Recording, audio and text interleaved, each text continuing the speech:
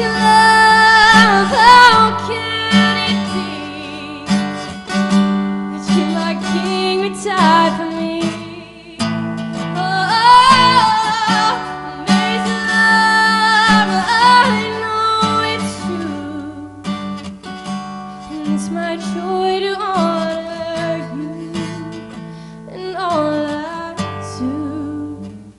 I honor you.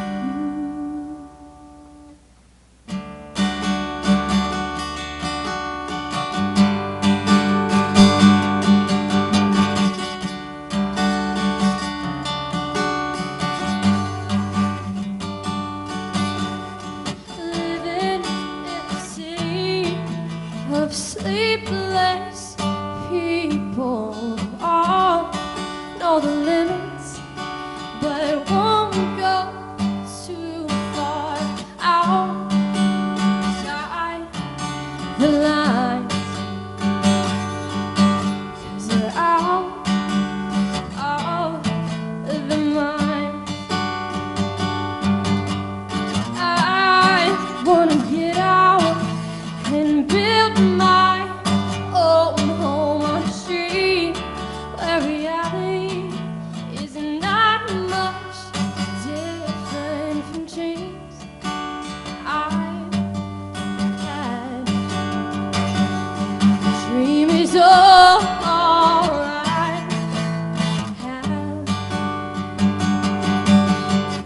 Daydreaming, daydreaming all the time.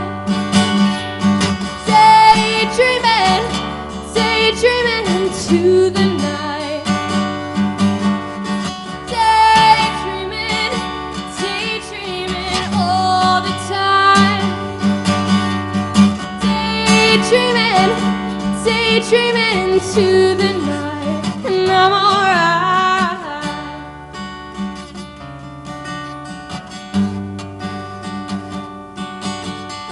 Creep past the hours like the shorter hands on the clock, hanging on a wall of a schoolhouse.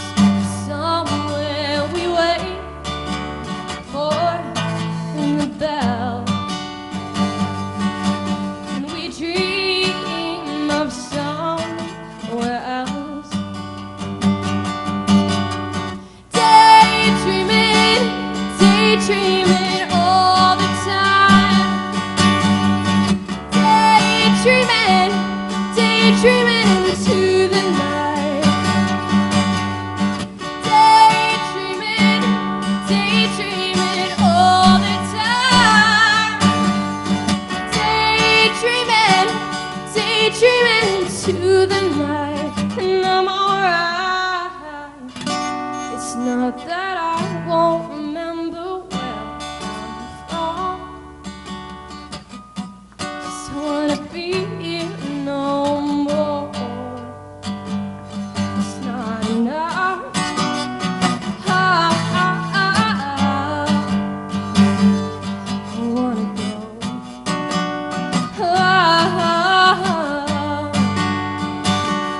To the place where the dreamers go.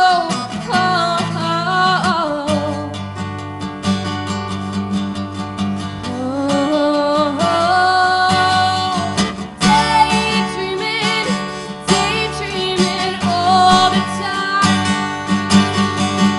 Daydreaming, daydreaming into the night. Daydreaming, daydreaming all the time. Daydreaming, daydreaming into the night, and I'm alright. Thank you.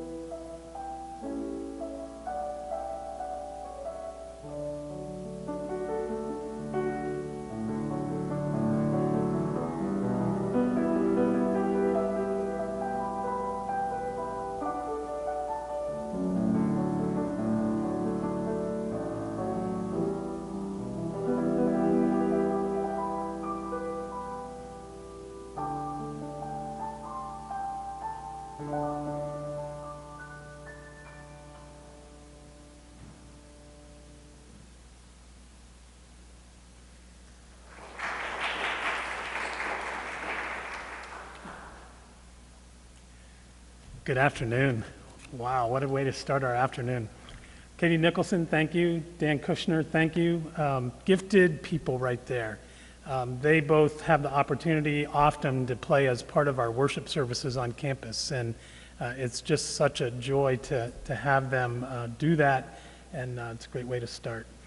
As you were arriving today, did you notice the beautiful sounds of the carillon? Today, our carillioneer, Paula Kubik, is up there. She's also our college organist, and she has been so energized by being at Westminster, and she is so excited about the carillon. Boy, talk about a passion for her. She has started a carillioneer club, and that may not be the right way to say it, but it sounds good.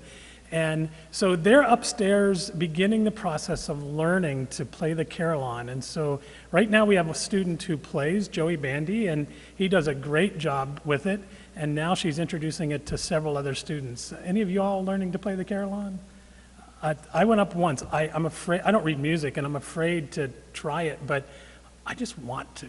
I want to go do this. So if you ever hear it and it's not very good, just turn your ears off. It's me trying to figure it out. So we do welcome you. This is a special time as we kick off a wonderful week of inauguration activities. President Richardson is here today, and she's a special person, and we're excited to be able to share this week with her and be able to do it here in the chapel. Only makes sense to me because this college was founded in 1852. And it was founded by a group of ministers who just felt a passion and a call to be able to start a college here in New Wilmington. Actually, I don't think they wanted to start it in New Wilmington. I believe it was going to be up the road in Mercer. But they found the Holy Land and came down here. And so we welcome that and are so glad that they did. So on January 21st, 1852, this college was born. And since then, a whole lot of things have happened, and I'm not going to give you the history of the whole college, because that wouldn't work, but we're trying to get a little history of Wallace Memorial Chapel as we have it today. But let me jump back in time a little bit with you. And over at New Wilmington Pres this morning, Matt Camlin, who's the pastor over at the church, did an awesome children's time talking about the connection between the church and the college back to the church. And boy, did he make that all work for a group of little kids. And it was the best children's sermon I've heard in a long time. Now, chances are the little kids didn't get anything out of it, but I did. And that's the best kind of sermon. So I just loved just the connection that was going on there. So let me give you a little background. In 1852, the college was started. It was started on this section of town, and in many ways, there wasn't a building at that time, so they had to figure out how to get a building to get it started. And there was a piece of property actually across the street where the church is that the original building was. It was a house. And so they started there. At one point, we moved across the street because that was the thing that made sense to do. Westminster was founded in order to promote the spirit and values of Christianity while focusing on the development of the individual intellectually, spiritually, and socially. I believe that still rings true today. That's what we're about, and we can't lose focus of that part of our mission. Westminster's proud of its heritage, and I believe we're optimistic about the future. You know, God's taking us into the future. We just sometimes have to allow God to make things happen on God's time, and that's often difficult for us. So to be able to start here with worship is an important thing. So back in 1852, Westminster Collegiate Institute was chartered by the Presbyterian Church. Now, not the Presbyterian Church USA as we know it today, but our connection goes back through the church lines. And today we continue to be Presbyterian, which would be the connection back to there. So we started across the street in a private home that was near the Associate Church, and that's what the church was called back then. And about a year later, that home became the first dedicated building for the college. And then a couple years later, we moved over here and sold that back to the church folks. And so there was that connection there. and a 3-story main building was built. So that would be kind of the first concept of an old main. And I love reading history, and I found today that the original trustees, which I'm assuming were the ministers that got this whole thing going, or a group of them in some way, they were approved to buy $1,000 worth of bricks. And how many bricks do you think $1,000 bought back in the 1850s?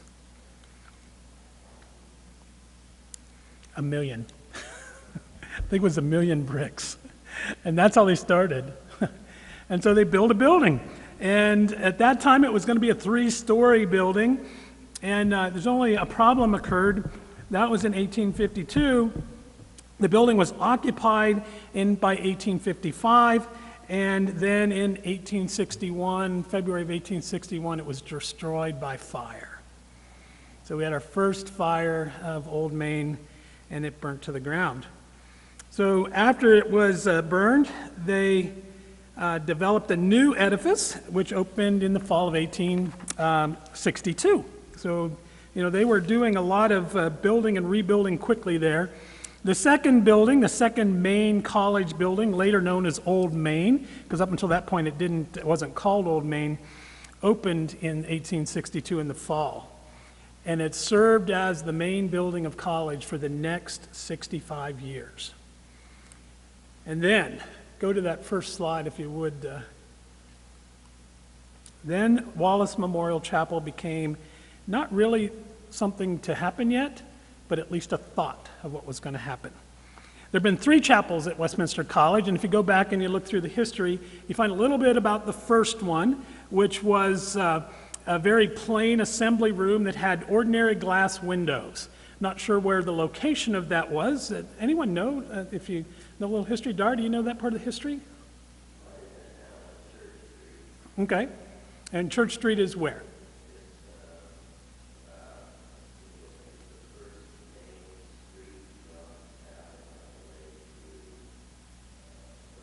Really? So it would have been that way. Okay, so the first chapel may have been down that way. And so they worshiped there for a while. And in 1898, something original happened. They added a piano. That was a big thing. Actually, when you read the history of it, it was described as a breezy innovation. The addition of a piano, a breezy innovation. They required daily chapel back then of all the students and the staff.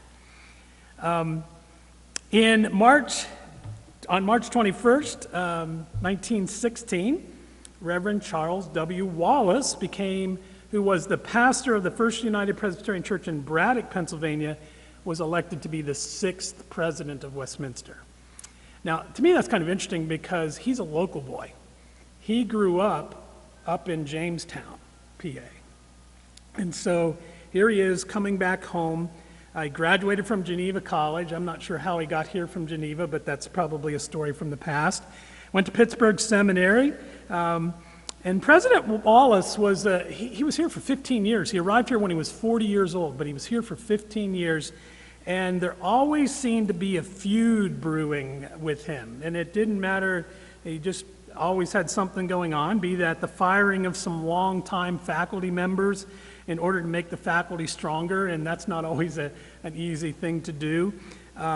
Raising money for building buildings, leading the college through some real times of crisis. 2 times during his tenure, he offered his resignation, and it wasn't accepted. So in 15 years, though, there were some real positives that happened. He was able to double the enrollment of the campus. And so the college doubled in size during his time.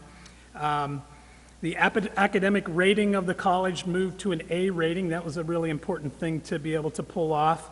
And he started frats and sororities during that time period, or they started during his tenure as president.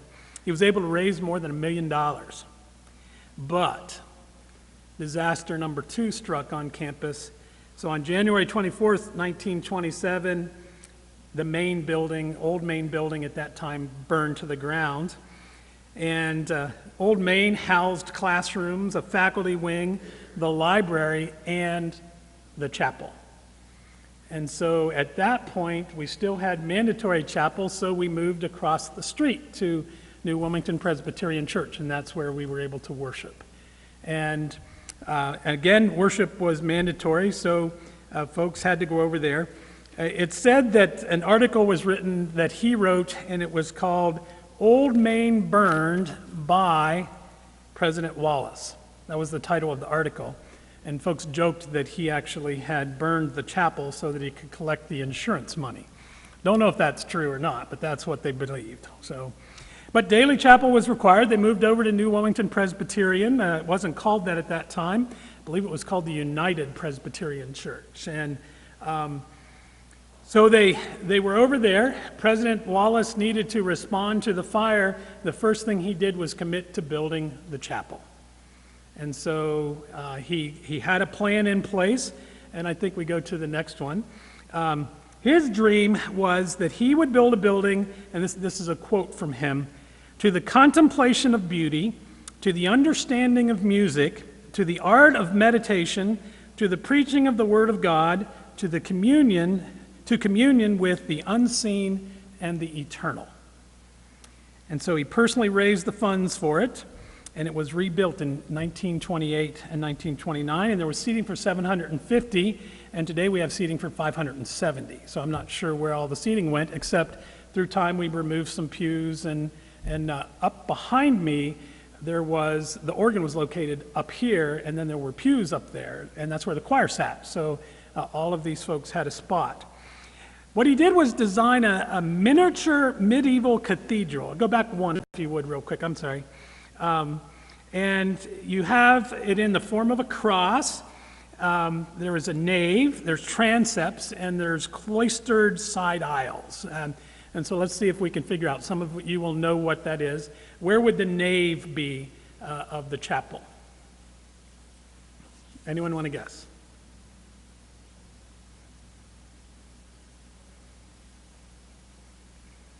It's right here. Okay, this is the nave. And how about the transepts? So you can see them on this picture. They go off to the sides, okay, up top. And then you've got the cloistered walkways, and that's what you have on the sides. So if you go to a cathedral, this is basically a mini version of what that would look like. And if it was all stonework in here, you could probably see that and feel it. You would sense it. Down at East Liberty Presbyterian Church, you can see all of this in that setting. Here it's a little more difficult to see it and get it. And so the chapel was built, and they added, at that time, if you can envision this, if you could put the screen up for me. Leave the video on, but put the screen up. When he built the chapel, they have the nave, they have the transepts and the cloistered side aisles. The pulpit, which would have been this pulpit here, was center, and it was permanent. It wasn't going anywhere. And there's seating for it, and there's pulpit chairs in the back that were in the front, and they were permanent. They weren't going anywhere. And there was a Scott wood carving in the center, and it's really hard to see it. Can you blacken that, maybe?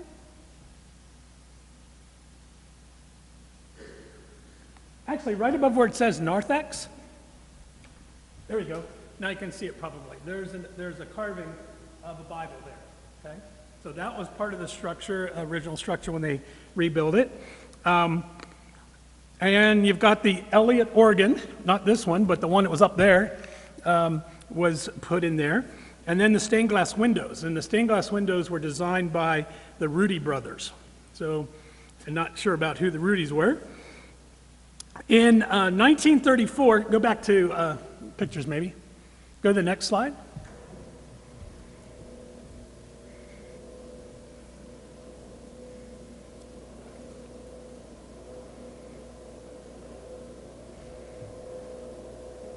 So now you can kind of see what I was talking about with the choir loft up here. You've got the organ in front and some pews there that went all the way across the back. Any of you here at that time? Anyone remember that? Hey, Dave, so if we were to look around the chapel today, what would we have seen back then?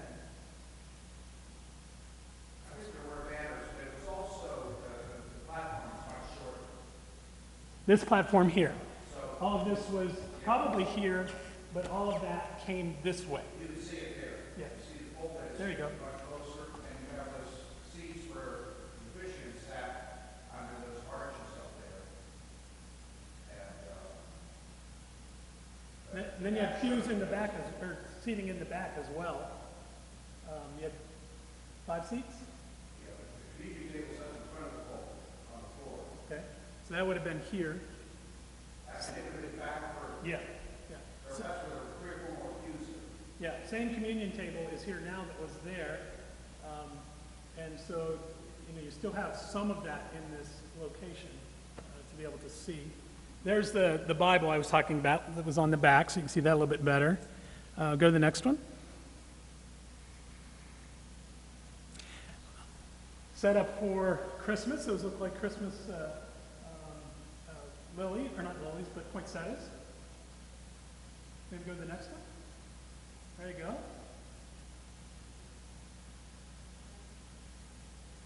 Any questions as you see these pictures?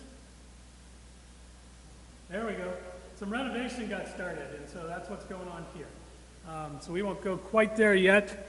In 1934, President Wallace passed away.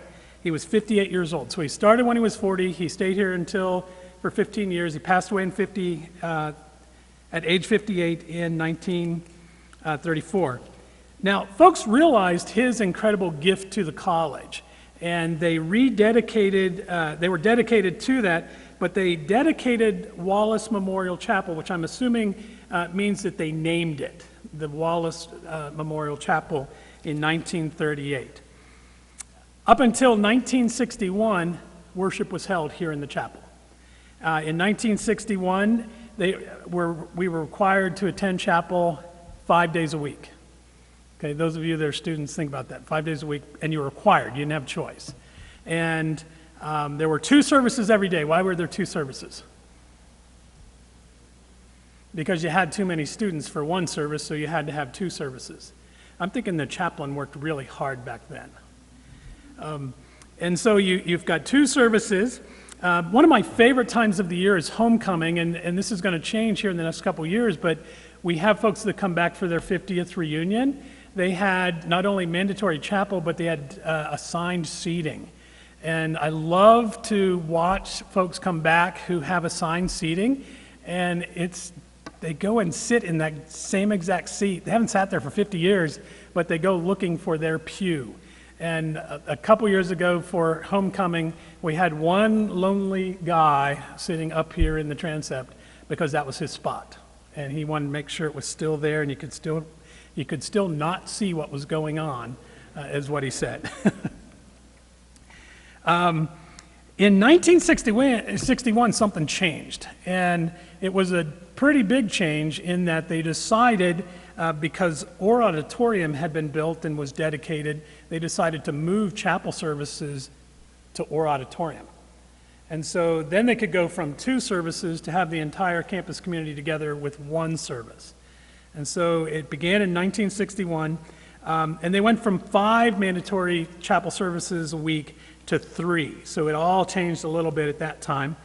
And looking at some pictures, it looks to me as if they moved the communion table down there for that. And so they truly were transforming the Orr stage into the chapel space, which is hard to imagine because I keep asking myself, during that time period, what was the chapel used for? And, did they just move out completely? Monday and Wednesday were in Orr. Okay. This was 65. Okay. And it's called Convocation Chapel. And you can get your IDM cards punched with the chapel and it's there. And you can also do it here on Tuesday and Thursday. Oh, okay. And Friday, now this was 65, not 61. Friday was sort of an extra, but only really holy people take. Well, I can only imagine what that was like. Stan Kilwetter, who's the pastor, the chaplain at Grove City, and I, a couple years ago, did a little pulpit exchange, and I preached over there, and the students still have assigned or required chapel, and they came with their ID cards, actually, and at the doors, the chapel staff had scanners, and they scanned everybody's meal ticket card or their student ID card, and that's how they indicated that they were there. Well, what I found was that something that happened here happened there, only for us it happened a little later. So if you think back to the 60s, there was a lot going on in the 60s, especially issues with the war. There were protests on campus, if y'all can imagine some of that.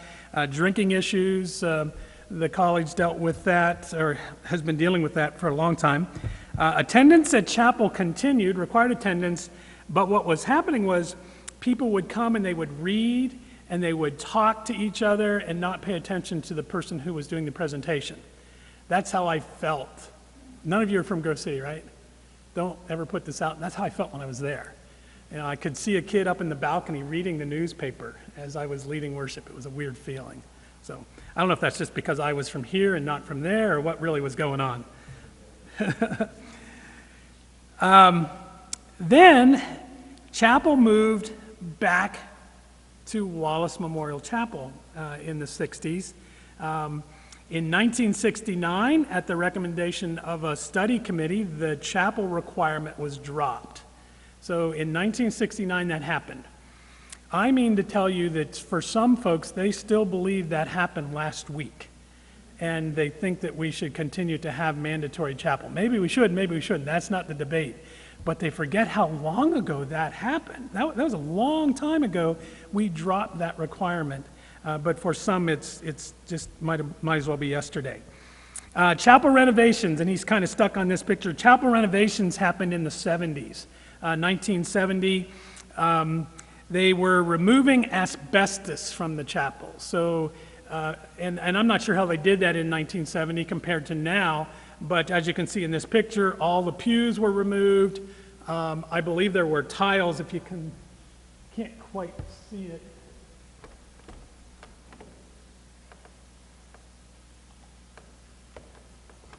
Maybe that's a little easier. There you can kind of see better. It looks like there must have been tile of some kind on the ceiling, and all that was removed. Dar, were you here then? That was okay. Tell us a little bit about what was happening.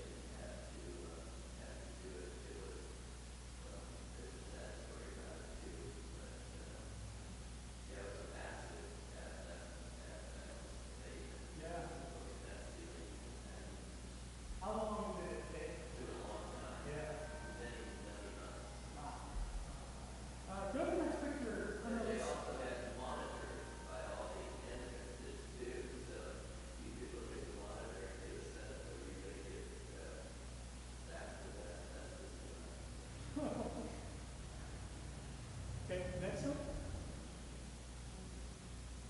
As you look around and you see the beautiful stained glass windows, we finished up today. I encourage you to go and take a close look at the windows. They all look very similar, but on each one of the side windows, there's a symbol that's different on each one. And so see what the symbols are that you find there. It's fascinating to take a look at that. One of my dreams is to be able to light that big window in the back at night. I just think that's going to be an awesome view. I know that folks coming down the alley are the only ones that are probably going to see it, but I'll just start driving down the alley every time I come to campus so that I see it. I think it's going to be really pretty if we can do that. I think there's a couple more window pictures. There you go. And look at all the symbols. Wow.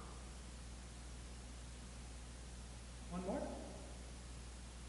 So there we've got ore, so if you're in your mind, now we're worshiping down in ore, but now we're back here. So that was a real important thing to be able to do. What other types of renovations occurred back in the 70s when they were renovating? Obviously, the organ pipes are up top, and we wanted to be able to see the organ pipes. And I always show this to folks because they don't all see it. but if you take a look at the organ pipes, do you see the W in the middle? Yeah, isn't that kind of cool? I don't know if that was intentional, but it works for me. If it wasn't intentional, it's just probably what it was. But I think that's kind of cool how that works. Again, with lighting, I dreamed of the day where we can have some lighting in here in the evening so people can still make their way through what they do, and we just have a spot right on that W. Wouldn't that be kind of cool? Light it up. That and the table, because I think the table is really the important part in here, not that. So. Some other renovation type things that happened. Obviously, the organ moved from there to here, and so we had a different organ installed back in, I think it's the 90s. And I wish the organist was down here because she could give us wonderful history on that. She's maybe sitting in the back, but I can't see her. It is, she is. I totally can see you. I can see you. What can you tell us about the organ in 30 seconds? And what kind of organ is it?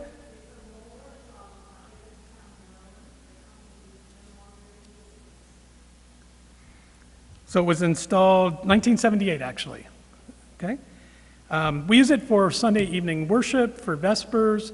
It's used by students. It's used with choirs on occasion. Students come in and use it to rehearse, to practice. It's used for weddings continuously. And then, of course, with usage for all these things, there's also repair needs that happen nonstop. And that's one of those big issues is the cost of repairing the organ is enormous. And if that's something you have a desire to be a part of, see Matt.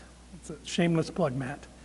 So, in around 2003, when I arrived, we did some other renovations. We replaced some of the carpeting in here with the red carpeting that's on the aisles. So we kept the gray in the middle. This area up here has been refinished, and it's large enough that we can do plays and have music groups and things like that. So that works out really well. We added a projection system, which we're using today, and also a soundboard, which is important. But maybe one of the most important things that the college has done is when we did renovations of Old Main, we installed a sprinkler system in here. And so the hope and the prayer is that we don't lose Wallace Memorial Chapel because it's a gift to our campus. So I'd like to see if, I think we have, do we have a video real quick? When I started to think about writing my senior chapel, I started to reflect back on all of the other chapels I've heard since my freshman year. Each one has been insightful and inspiring, and I had no idea how I'd be able to live up to this legacy. Then I finally just decided to be myself and listen to what God wanted me to say. So she's one of many seniors who have an opportunity to lead worship on Monday and Fridays at chapel services, and they really are a wonderful gift to the community as well, to just see young people begin to expand who they are and share their faith through a chapel experience. And for some, they start thinking about what they would say at chapel when they're a first-year student. Any of you, is that true? Yeah, there's Brendan saying no, and Carissa's saying yes. And so, you know, being part of that experience is wonderful.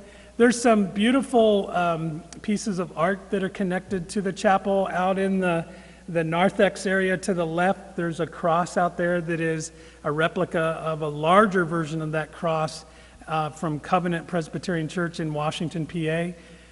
Out in the Old Main hallway, there's a beautiful glass sculpture of sorts that was given to us as a gift from an alum in memory of his wife that's called the Tree of Life. And so, you know, we're grateful to Bill Meyer, who actually gave us that one. And then, I can't remember the name of the family, but you also have the sculpture of the Last Supper as you're leaving the chapel. You can see that. You know, it's really a wonderful place to worship. It's a wonderful place to continue to celebrate the heritage of Westminster College. And so we're indebted to Wallace, Charles Wallace, for his gift and his commitment to his faith as part of the Westminster community. And so he's probably the most remembered president on campus that no one recognizes who he is. But I can tell you the people that work in Old Main feel that when they walk down the hallway that he's watching them. Any questions? Yes?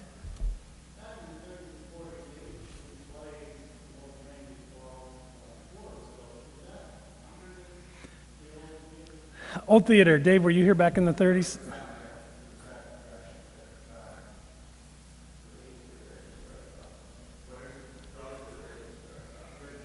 Okay, so where the registrar's office was, a little theater. Okay. A stage and a couple places to sit, maybe? Okay, Dart?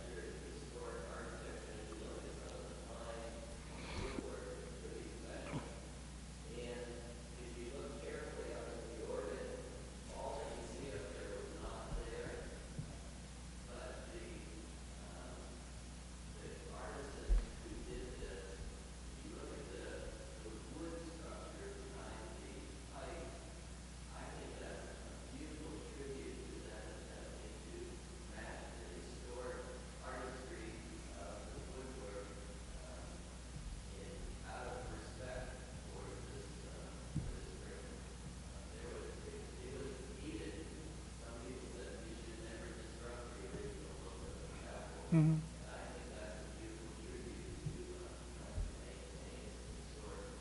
Yeah. One of the sad things that I'll show you that I'm hoping that we can take a look at some point and address, I'll move this over the side. The communion table over the years has had a lot of wear and tear. And so I found this on the floor today. And it goes, see how it's all been broken out and changed over time? This, I believe, goes here. And so my dream would be that we can redo the chapel in such a way, or the communion table in such a way that we go back and we fix this table so that it is a mark of that. Because that was off of this. And so now we need to put this back where it was. So that's one of my dreams. Okay, other questions? Other good comments? Jim, I think that all those pipes must have been above the ceiling because if you see, you were pointing out the lattice or the, what you call it. On that picture you Go showed. back a couple slides if you would. It's like grill. If there's a grill all the way back on both sides and all across the top. And so the organ pipes, you have to go back before that. Almost can see it there. It doesn't show up there above the balcony, so maybe they were all in the ceiling here. I don't know. But those pipes had to be somewhere. And I think it's that grill in the ceiling. Okay. I think there was another slide, Hunter, that maybe shows that a touch better. You can see the organ console there, but you see there are no pipes up there at all. They're refused.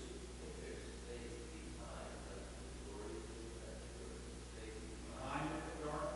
Okay, that could be. So it may have been half the balcony that had fused, and behind it's where the pipes were. Yeah. When I first came to Westminster, I was in the attic of the chapel. I don't know if you knew there was an attic. You can actually, if you can get into this section, which you have to get on your hands and knees and go through a little hole, it opens up and you can stand up and walk on catwalks that take you back. And what I remember of that is when I first went up there, there was an organ stored up there. And so I don't know if it was the old organ from here or why you would never put another organ up there. And someone purchased that organ and was supposed to come get it and never came to get it. And so they just left it up there for a long, long time. And then suddenly one day, there you can see the grills that you were talking about. I think Doris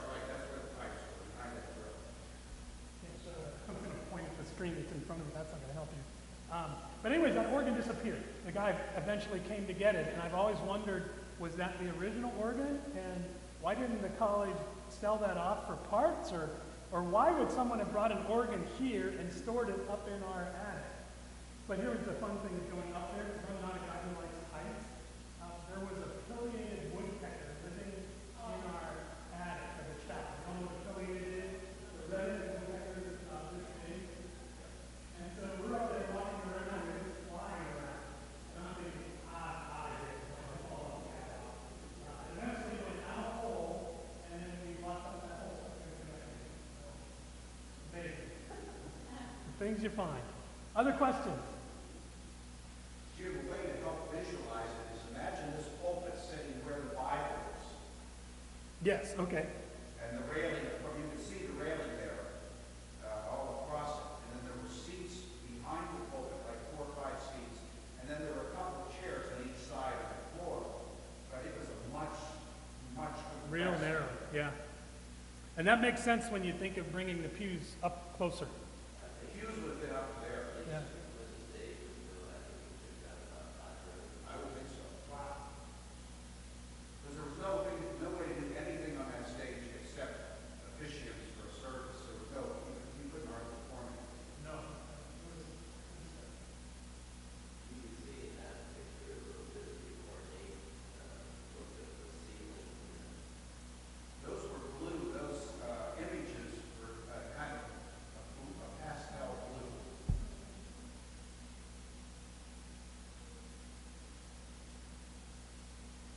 It's kind of amazing to imagine what it was like. Okay, I'm going to ask Katie and Dan to give us one more piece of music, and then you are invited during their time, if you want, or just stay seated and enjoy the music, to look around, get a little closer to the windows and enjoy that. And then out in the narthex we have donut cookies and some iced tea I believe I saw out there, and just enjoy one another for a little while. It's been a wonderful afternoon with you, and we're so grateful for you coming.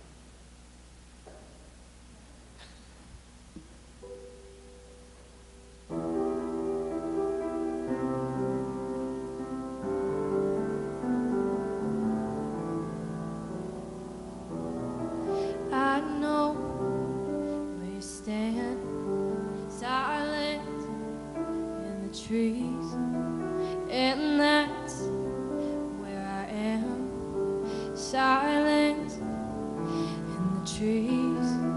Why won't you speak where I happen to be, silent in the trees, standing cowardly? I can feel your breath, I can feel my death. I want to know you, I want to see, I want to say hello.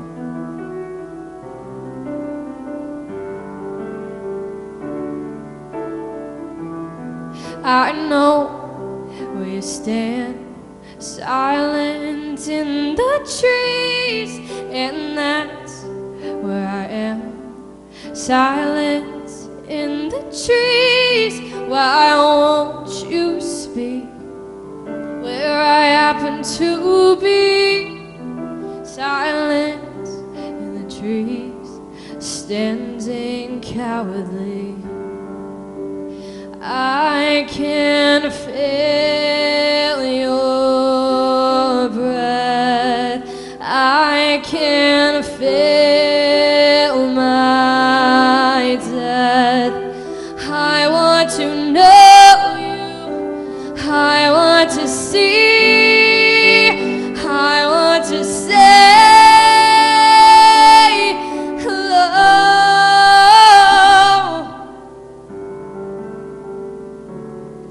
Hello.